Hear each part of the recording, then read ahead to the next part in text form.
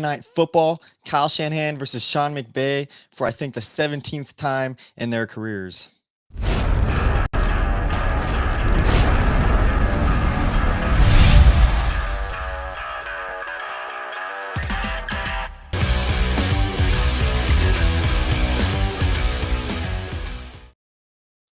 That was a little wonky. Well, welcome back, everybody, to the First and 49ers podcast. Cole McMahon here. Thursday Night Football dawned upon us pretty quickly, and it seemed a little too quickly as well for Brock Purdy. We got the injuries that came out just yesterday. I think the injury report, we knew Brock Purdy was going to be out of this game. The 49ers are going to be without Jawan Jennings and Ricky Pearsall as well. So the 49ers receiving core is in the trenches right now. We've got Demarcus Robinson, Kendrick Bourne, Sky Moore. The 49ers just activated today, elevated Malik Turner for the wide receiver core as well. The 49ers will have Sky Moore up there as well. So Mac Jones has limited pieces, to say the least, to work with for tonight's game. A couple of promotions that just happened as well. Obviously, 49ers promoted Adrian Martinez to the active roster, and this is his third elevation. So now he had to officially sign to the 53-man, which means the 49ers had to make room and waive defensive lineman Jordan Jefferson. And the 49ers also elevated defensive end Trevis Gibson, who I liked a lot in the preseason. I thought he generated some good pass rush and everything. I think he did have a couple sacks in the preseason as well. The 49ers also signed safety Derek Canteen to the practice squad. But I think before we get into keys of the game, matchups and everything, what I think about this 49ers Rams game, we got to talk about, the biggest talk of the town, which is Brock Purdy. Brock Purdy is not playing in this game. And he talked about it. I think it was Monday. I think it was Grant Cohn asked him if the 49ers, if you guys had a game today, would you be able to play? And Purdy said, not today, but he said, thankfully, there's 2 more days. And those 2 days have gone by. And obviously now Brock Purdy is inactive for today's game with his toe injury that re-aggravated, got worse after Sunday's game versus the Jaguars.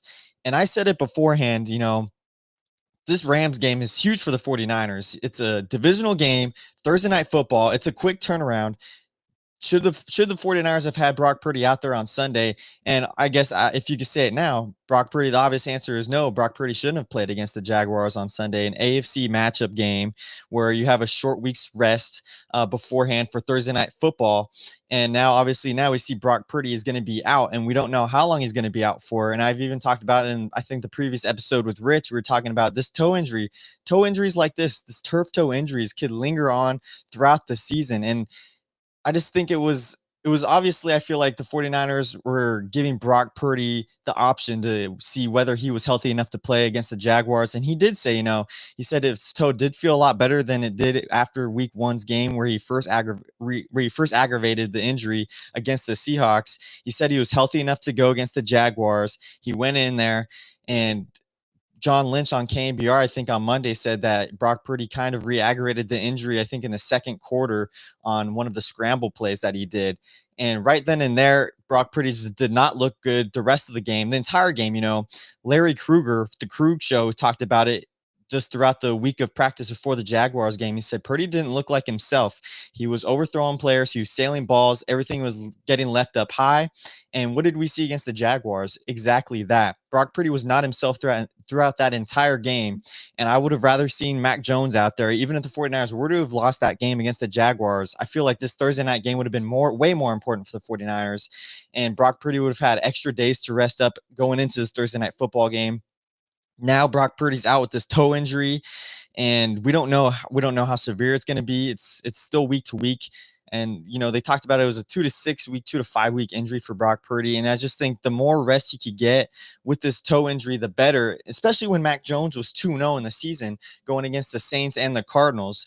And now we see Mac Jones tonight against the Rams, and we don't know Brock Purdy's status for the rest of the season. I was listening to Larry Krueger as well, and he was saying, he brought up a great point. Do you want to see Brock Purdy at 80% health now in October, November, or would you rather seen Brock Purdy sit out these next couple weeks, 2-3 weeks? Who knows how long it would take for him to build up the tolerance with the toe and have him playing when football games really, really matter in December, come January, when the 49ers are trying to make a playoff push, potentially in the playoffs by then, a healthy Brock Purdy. And Crew brought up another point as well, is like this toe injury is going to be lingering for Brock Purdy the entire season. It's just about whether he's able to manage how he feels, manage how much it hurts him. And the pain tolerance is what I'm talking about. And Brock Purdy, if he's able to manage this pain tolerance later on in the season, it's great. But at this point, you can't be having 2 weeks off from this toe turf injury and expect all of a sudden it's going to be healed right away. And I just think Brock Purdy just didn't look right in this last game, and it was obviously present there. 2 interceptions. The one of them I don't think was his fault. The second one to the linebacker, you could say it was tipped, but look who he was throwing it to. There was nobody there. There was 3 defenders in the area, and just overall, there was tons of high passes Brock Purdy threw. So hopefully Brock Purdy's toe injury gets better after this Thursday night football game. You have 10 days of rest after that. So it's like a little mini bye for the 49ers. And going into the Buccaneers game, I don't know. We don't know what Brock Purdy's status could be going into that. And you honestly got to say, if Mac Jones beats the Rams, this is a game the 49ers are, I think, the underdogs, 8.5-point underdogs against the Rams tonight, because you don't have JJ, you don't have Ricky P suffered a PCL injury, and Juwan Jennings is just suffering every single injury you could think of known to mankind. And Jennings is just a warrior, and you just hope that he get better soon, because he's playing for contract money. He's got an incentive-based contract, and he was basically playing out last Sunday with one shoulder and one working ankle out there. And obviously what took him out of this game, I think they said it was a shoulder and ribs injury. He got blasted in the end zone on that 2-point conversion against the Jaguars. So hopefully we get Jennings back sooner than later. Good thing is the 49ers have Demarcus Robinson tonight, one of their only key threats, I feel like, against the Rams tonight. And Mac Jones, like I said, 2-0 this season. He's going to be working with Demarcus Robinson, arguably his number 1 receiver for tonight's game, Jake Tonjes, CMC, Kendrick Bourne. The 49ers elevated Malik Turner for whatever reason. I don't know why they wouldn't have elevated Russell Gage or even MVS. I don't know. Malik Turner's probably not even going to get any targets tonight. And then obviously Sky Moore. So when we look at these targets that Mac Jones is working with tonight against the Rams, I was listening to Greg Papa this morning on KNBR, and he was saying how this Rams defense is great. 2 matchups. I just want to bring this up. 49ers and Rams, they're essentially fighting for first place so far in this game. It could be this game could have a lot of complications going into December and every time, because the 49ers right now are 2-0 in the division. Beat the Seahawks week 1, beat the Cardinals week 3. And this is the first Rams divisional game. So this is a big matchup. Teams are both 3-1, and this is to fight for first place. Obviously, still early in the season, but it's a big one. We got some 49ers history before I bring up these matchups. Shanahan versus Sean McVay. Shanahan is 10-7. McVay is 7-10 all time in this 49ers Rams rivalry. So we know it's gone back and forth a little bit this past few years. I think Sean McVay has won the last 3 matchups. Obviously, the 49ers have not been great. Last year, they got swept, and then the year before that, it was the final game in the season. I think the 49ers already had everything wrapped up, and they had Sam Darnold playing in that game. A little bit here from NBC Authentic. 49ers averaged 25 points per game against the Rams, and the Rams have averaged 21.9 points per game. But obviously, completely different team so far this season, and the Rams look really good. They got a really nasty defense, but as I was saying, going back to Greg Papa, he was talking about how they have a great defensive line, right? But their linebackers and safeties have kind of been on the slower side, and this is kind of where the 49ers are able to possibly attack in this game, in the middle of the field. And you don't have George Kittle out there, but you got a guy, Jake Tonjes. If you guys don't know him, you guys better know his name already by now. He's had 2 touchdowns already this season. Last game against the Jaguars, he was targeted 5 times, 3 receptions, 58 yards receiving, and 1 touchdown. So Jake Tonjes, he's got good hands. He's got some speed. You could expect him in the middle of the field, hopefully beating some linebackers tonight against this really good Rams defense. And I think Mac Jones, that's one of his favorite targets. He's obviously going to be probably targeting Kendrick Bourne a couple times. because of their history, like we've talked about before with the Patriots. But as we know, Kendrick Bourne did not have himself a good game. I think he had 3 drops last week against the Jaguars, and he had the biggest drop of the game, which was the 3rd-and-9 pass, which ultimately ended the 49ers' chances of winning that game for the most part. The 49ers had to opt to punt the ball after that 3rd-and-9 drop by Kendrick Bourne, which would have either been just either a huge 40-yard gain or even a touchdown for Bourne. So I'm kind of concerned about Kendrick Bourne's hands, but with Mac Jones and Jake Tonjes in the middle of the field with these linebackers, I think something good you can expect out of that. And, obviously we can't turn off Christian McCaffrey. And this is the thing. This is the issue with the 49ers that has been talked about throughout this entire season so far is where has this run game been for the 49ers? It's been non-existent this season. The 49ers have CMC. He's not the same as 2023 Christian McCaffrey, but he's still a dang good running back, right? But so far this season, McCaffrey has ran average 3.3 yards per carry, which is terrible. McCaffrey's, an average, a good running back's season is around 4.5, 4.8 in the fives yards per carry. McCaffrey's down to 3.3 this year, and you can't knock it all on McCaffrey. It's the offensive line, and we're going to get into that. McCaffrey's been averaging 56.3 yards per game, stuff that you don't see from Christian McCaffrey very often, a healthy Christian McCaffrey, which he is right now. And he's had 225 rushing yards through 4 games, which is obviously not great. So the run game has been absolutely bleak for the 49ers this season. And it comes down a lot of the times, and I don't have all the numbers for this right now, but it's the offensive line. This offensive line hasn't provided Christian McCaffrey, Brian Robinson for the few times he's gotten the ball.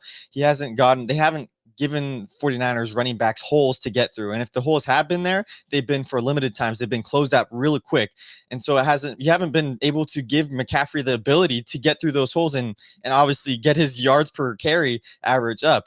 They've been down a lot. And this ultimately, I talked about this in this last episode I think this was after the Jaguars game. And if you guys are watching Richie, he brought up the best point that I didn't even think of. And the reason why is because he's been out for this whole season on the IR so far, basically. George Kittle. George Kittle is the main factor for this 49ers offensive line. The reason why it's been struggling so much in the run game, because Kittle just opens up so many pieces for the 49ers when he's in this game. We obviously know he's a huge receiver for the 49ers, huge target for them. But we obviously know that George Kittle is the best blocking tight end in this league. And without George Kittle out there, Christian McCaffrey is averaging 3.3 yards per carry. Last game, I think he had 2.9 yards per carry against the Jaguars. And the past 4 weeks, I feel like the 49ers have obviously faced some really good defensive lines. And it's similar to this week against the Rams. The Rams really sell out for the pass rush. So I was doing some research and everything beforehand, and they're saying that the Rams defensive line is a lot better towards the pass rush. It's a little not as strong in the run game. So potentially, if there was a game for the 49ers run game to get going, it's against the Rams, because they don't have a great run defense. I think Jonathan Taylor last week, they played the Colts, average, I think he had 76 yards carrying last game. So the thing is I don't know is this offensive line going to be able to stand up to this Rams defensive line, and without George Kittle out there, and hopefully Kittle is supposed to be back off the IR going into this next week against the Buccaneers. And that'll be just really interesting to see what the numbers look like for the 49ers offensive line and run game once Kittle is back. But Kittle is the main factor for the 49ers run game. And without him, it's looking bleak. It's looking really bleak for the 49ers run game. And when we talk about what the issues in the run game and the issues the 49ers offense have been having, we know that Shanahan's offense runs through, it's operated all the way through the run game. The run game is the thing that sets up everything for Shanahan's offense. And we haven't seen that this season. Shanahan has had to rely on Mac Jones and Brock Purdy to use their arm a lot this season. Mac Jones is 2-0 doing it, with not a lot of run support. But when you don't have a good run game, you're not going to get a lot of those play action passes and a lot of those bootlegs. They're not going to be working because, McCaffrey's not averaging 4 or 5 yards a carry, not getting the run game going. 56 yards average per game for Christian McCaffrey and for the run game as a whole. And it just hasn't been good. And when you have to rely on Mac Jones or Brock Purdy to use their arm throughout the entire game, throughout the entire season, it's a recipe, honestly, I feel like, for disaster because they're not superstar quarterbacks, and everything relies on Shannon's offense working in different pieces and everything like that. So hopefully we could see a run game that looks a lot better against the Rams tonight. And we know Thursday night football games, they're wonky, right? Thursday night football, both teams are coming off of a short week. And not to mention, this is a divisional rival game. I think the Thursday night football game last week was that the Cowboys and Packers game. And obviously the Packers are great, one of the top teams in the NFC, but the Cowboys, it wasn't a divisional game. But the Cowboys were hanging in there a lot of the time, and it resulted in a tie at the end of the night, which was just absolutely absurd. But I'm just saying, Thursday night football games, we all know they're crazy. You never know what to expect. So the 49ers are underdogs in this game. And I do have the 49ers losing. This is one of the few times I predicted the 49ers to lose in this game this season, which is, I hate to do it. And everyone always gets on me sometimes, but it's like, I could be a homer all I want, but at the end of the day, I want to be realistic with my takes a little bit. I don't want to be a complete homer saying the 49ers are going 17-0, going 20-0, and winning the Super Bowl and everything. Obviously, that's not realistic to say. And when Brock Purdy, franchise quarterback Brock Purdy's not in there, when Jawan Jennings isn't in there, when Ricky Pearsall, who's having a fantastic season, isn't in there, and you have to rely on receivers like DeMarcus Robinson, Jake Tonjes, Christian McCaffrey, KB, Malik Turner, and Sky Moore. You only got 3 viable options in there. It's going to be tough. It's going to be tough against this Rams team that is really good. And I projected the 49ers to lose 27, I think, to 19. I think it potentially could be a lot closer in this game, but just seeing what the 49ers, what happened last week, obviously Brock Purdy's not in there, but the 49ers had 4 turnovers overall. Purdy had 2 interceptions, had the 1 fumble for the loss, and then I think it was Luke Farrell as well also had a fumble. So the 49ers have to do a lot better already in ball protection in this game. But then special teams has been something that's been atrocious all season long. It's been atrocious since last season. And I talked about it all last episode about the 49ers. But if the 49ers just essentially played like they did on special teams last week against the Jaguars, giving up an 87-yard punt return, a 54-yard kick return, I mean, I wouldn't think anything less of the Rams to win this game by 8 points or more, specifically if the 49ers can't hone it in special teams. If they can hone it in special teams, if they can protect the ball a little better, this is a divisional game. This is Thursday night football, and you can expect a closer game. Maybe anything can happen there. But overall, I have the Rams winning this game. What are one of the ways the 49ers can win this game, though? It's putting pressure on Matthew Stafford. Last week, the 49ers had 0 pressure on Trevor Lawrence, and that was Trevor Lawrence out there, and the 49ers defense made him look good. The 49ers defense as a whole has been playing solid, the bend don't break defense for the Niners, which has been great with Robert Saleh back. Then the bad thing about this defense, though, is that once we saw Nick Bosa with his torn ACL, this defensive line showed no pressure at all. No QB hits, no sacks against the Jacksonville Jaguars.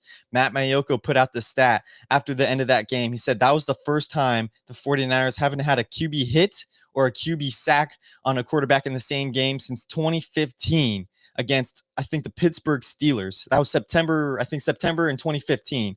So right off the bat there, if you made Trevor Lawrence look that good, without, because you're not pressuring him or anything like that.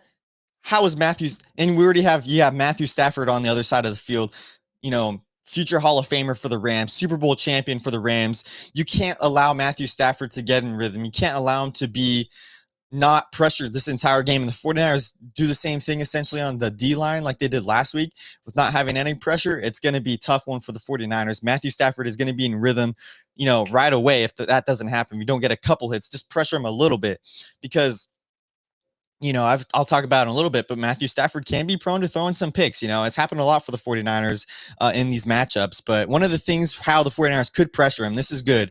This was on Niners Nation. The Rams right tackle Rob Havenstein is going to be doubtful to play today. I don't know his official status as of right now, but if he's doubtful, he's going to be out for this game. That means we have to rely to their backup right tackle, which is Warren McClendon. And this is a stat, I think, also from Niners Nation. He had 11 blown blocks and 5 sacks allowed in 208 snaps. I think that was last season. So if we're going to have McClendon be the right tackle starting this game for the Rams offense, this could potentially be good news because the 49ers still have a good defensive end in Bryce Huff.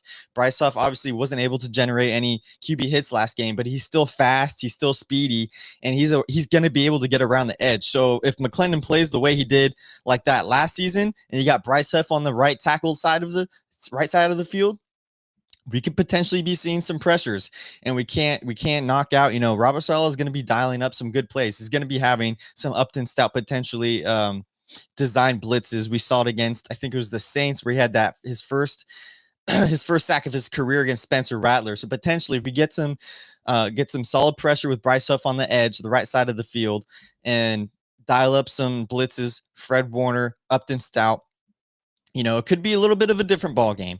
But then at the same time, you still got Puka Nacua you got to worry about. You got Devontae Adams you got to worry about. Kyron Williams you got to worry about. It's going to be a tough one for the 49ers. This is probably going to be one of the toughest challenges. This is probably going to be the 49ers' toughest challenge they faced all year long defensively. And it's going to be against this Rams offense that is 3-1. They lost to the Eagles because of a blocked field goal. But other than that, they would have won that game. They beat the 3-0 Indianapolis Colts. This is a great Rams team, guys. And this is a short week. The 49ers aren't healthy. It is not a good matchup for the Niners. But like I said, anything can happen. And if we just potentially get just a couple pressures on Matthew Stafford early on in the game, it could be a completely different game. Puka Nacua last week, 13 passes, 170 yards receiving, and 1 touchdown. Man, Puka is good, guys. He's a big receiver. And I think Larry Kruger was talking about it. Or no, actually, I think it was John Gruden. He was like, he's a receiver, right? But he's basically a glorified tight end because of how big he is, how great he is in the run game. And it's hard to cover him. If you're going to have Upton Stout on him all game, Upton Stout is a smaller nickel cornerback. 5'8", something, however many 100 pounds he is. Puka is like 220. I don't know how. Puka's a big back, a big receiver. And that's going to be the 49ers' biggest issue on defense this week is covering Puka Nacua, is being able to limit him. And the 49ers have been playing zone defense a lot this season. And that's in order to, because Niners defense is so young with Marquise Siegel out there at safety, Upton Stout, on the defensive line as well and everything. And just playing zone defense allows these defensive backs to be able to help each other out. So I don't want to be seeing one-on-one coverage with Upton Stout and Puka Nacua. I don't want to be seeing one-on-one coverage, in that kind of realm. And with Devontae Adams out there and everything, it's going to be tough to limit Puka Nacua. I think he might be leading the league still. I know he was leading the league, I want to say 2 weeks ago in receiving yards, but Puka Nacua, 170 yards. If he's gonna put up these kind of stats, then the Rams are probably going to be targeting him maybe 20 times this game. Matthew Stafford in the middle of the field and everything, in the slot and everything like that. It's going to be a recipe for disaster. But the good thing is, in the middle of the field, who do we got? Who do we have? Fred Warner, D. Winters. The concern as well for the defense is they haven't had an interception in 11 games.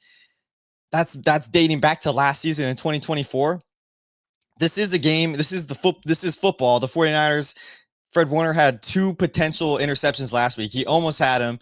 I think we almost had 3 picks in that game. Upton Stout had a great cover on that guy, on that receiver. I think it was Brian Thomas or somebody last week. Got called back for a PI. Would have been the 49ers' first interception. I think it was a dumb PI call. It was nitpicky, The 49ers, like I said, Matt Stafford has been known to throw picks, I feel like, against the 49ers. And every time the Niners play the Rams, I'm like, okay, when is the obligatory Matthew Stafford interception going to happen? And I got the stat right here. I had it right here. Oh, here we go. Every game Stafford throws an interception versus the Niners have won. So that stat right there, Matthew Stafford has played the 49ers 7 times, 7 matchups against the Niners. Every game that Stafford has thrown an interception, 1 or more picks against the Niners, the 49ers have won. In 4 games, Matthew Stafford has thrown a pick in 4 games against the 49ers. So in all those games, they've won. The 49ers have won. And that's 7 picks total. He's thrown, I think, in 2 of the games, he threw 2 picks. The rest of them is a 1 interception game. So if the 49ers can finally break the streak of 11 games without an interception, the 49ers might be winning this game, guys. I'm just saying, based on the stats right here, based on the previous games that Matthew Stafford has thrown an interception, I hope maybe it's Fred Warner this game because he had his hands on two of them last week, and he was so close. If he just uses two of his hands, he keeps trying to intercept the ball. I feel like with just one hand. If he gets two of those hands up there, we could be looking good with a Fred Warner interception. So you know what? I'm going to book a Fred Warner interception. Fred Warner interception this game, guys. Hopefully it happens.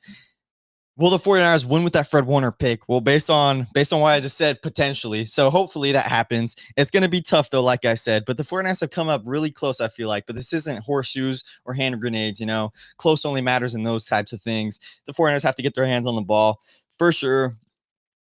And just potentially a Fred Warner peanut punch. I don't know. The 49ers have to win the turnover battle as well. And that's obviously the key to almost every single game. If you win the turnover battle, you're going to win the game. That's what happened for the Jags last week. The Niners had 4 turnovers. They won that game. So Niners need to protect the ball, need to attack the ball on defense, and hopefully good things happen for them.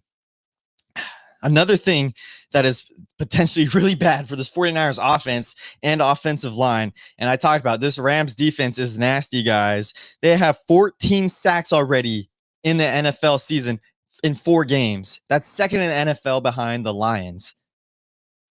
2024 rookie defensive rookie of the year, Jared Verse already has 2. The guy is a dog. Poona Ford has 1 already, defensive tackle. And then Byron Young, you got to star this guy. He has 5 sacks already in this season, guys. If the 49ers aren't able to keep Mac Jones upright this game, it's a recipe for disaster. Mac Jones already kind of has that knee brace going on. It's going to be tough for Mac Jones to stay upright against this Rams defensive line. Hopefully the 49ers offensive line plays a lot better than they did last week. They only allowed 1 sack in the game, but still it didn't look pretty. Off the left side, Trent Williams wasn't looking himself. He was giving up multiple times off the edge. Guys were coming off the edge and pressuring Brock Purdy.